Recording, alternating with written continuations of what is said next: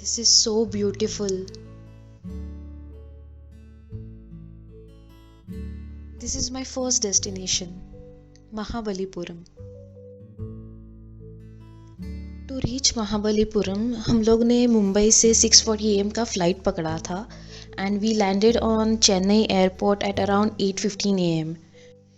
After a few inquiries and जो information मैंने online read की थी उसके बेसिस पे the best option for us was to go to CMPT bus stand and catch a bus from there.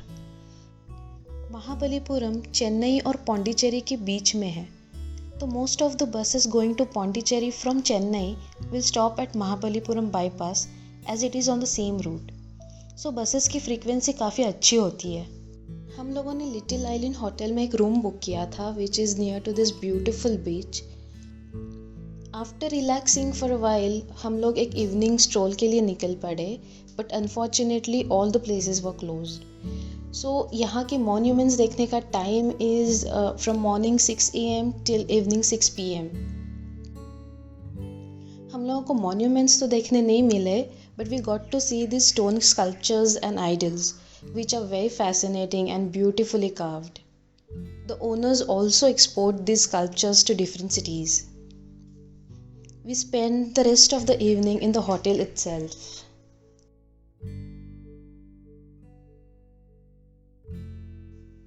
Ticket scan करने के बाद we entered the gate of the shore temple and this place is so beautiful.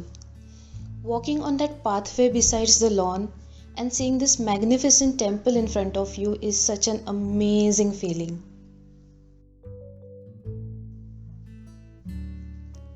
This temple overlooks the shore of the Bay of Bengal, इसलिए इसे शोर temple ये नाम दिया गया है. Mahabalipuram was a trading port in the time of Pallava dynasty, and it is said that Shore Temple acted as a landmark for the navigation of the ships. The temple was built using granite stones in the 8th century under the observation of Pallava dynasty king Narasimhavarman II. Shore Temple has two shrines, one dedicated to Lord Shiva and the other to Lord Vishnu. I would suggest to go and see this place early in the morning. There is no one there at this time and you will get all the time by yourself to explore this place. You can watch the beautiful sunrise too. The next place we visited was Pancharathas. As the name suggests, this place has 5 chariots symbolically named after the Pandavas. But there is no mention of any connection of these chariots with the Mahabharata. Each Ratha has its unique shape and structure. Nakul Sahadeva Ratha is the only one which faces south direction. All the other Rathas are facing towards the west direction. Draupadi Ratha is the smallest and looks similar to a mud hut or a small mud cottage. And Arjuna Ratha is next to the Draupadi Ratha. It is square in shape. Bhima Ratha is the largest of all, has a barrel structured roof and is rectangular in shape. And Dharmaraja Ratha is the tallest amongst all. All these monuments are monolithic. इसका मतलब है कि इन्हें एक single rock में curve किया गया है.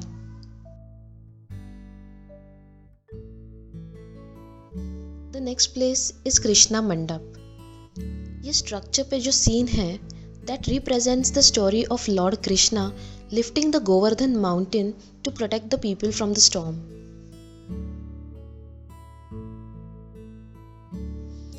ये एक rock cut cave temple है which was also built in Pallava dynasty. This is yet unfinished and said to be dedicated to the Pandavas. The next place is known as the Arjuna's penance or descent of Ganga, यानी कि अर्जुन की तपस्या और गंगा के अवतरण के नाम से जाना जाता है. This monolith was carved on the face of 2 adjoining rocks and is around 43 feet in height.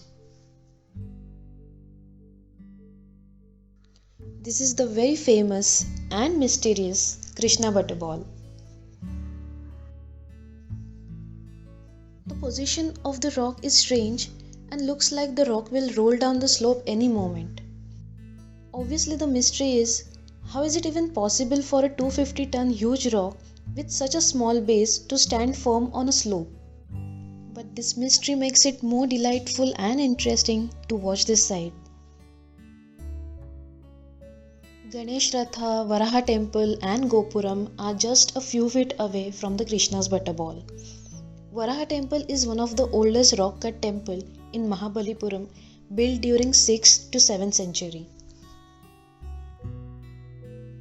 The next place we visited is the Ullakaneshwara temple, which is also known as the Old Lighthouse.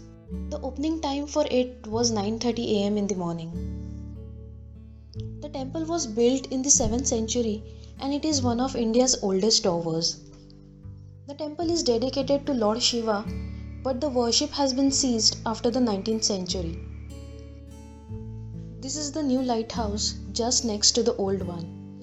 This was built using natural stones at the turn of 20th century. It is one of the most beautiful looking lighthouses I have seen. After seeing all these monuments, we came back to the hotel and rested for a while. In the evening, we hired an auto to see the remaining places.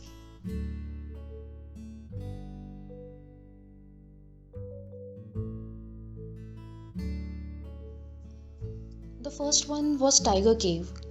It is a little away from the city center at around 4 kilometers of distance. This place needs a different ticket than the group of monuments. केव के entrance पे 11 tiger like heads carved है.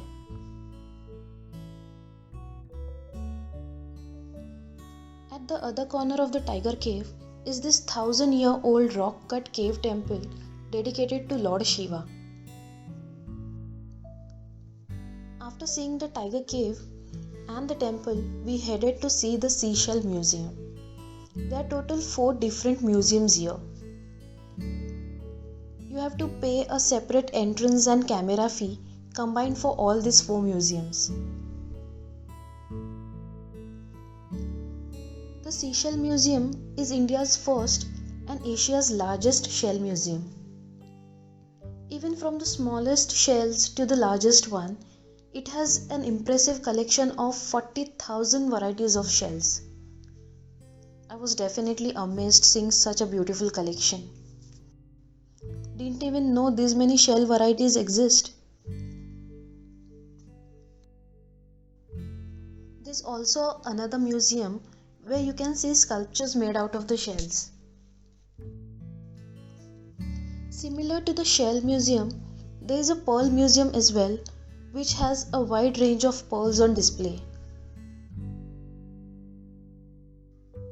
The aquarium has so many different species of the fish. The kids will surely love this one. After seeing the museums, Mahabalipuram beach was the last place left for the day. It is the main beach in Mahabalipuram.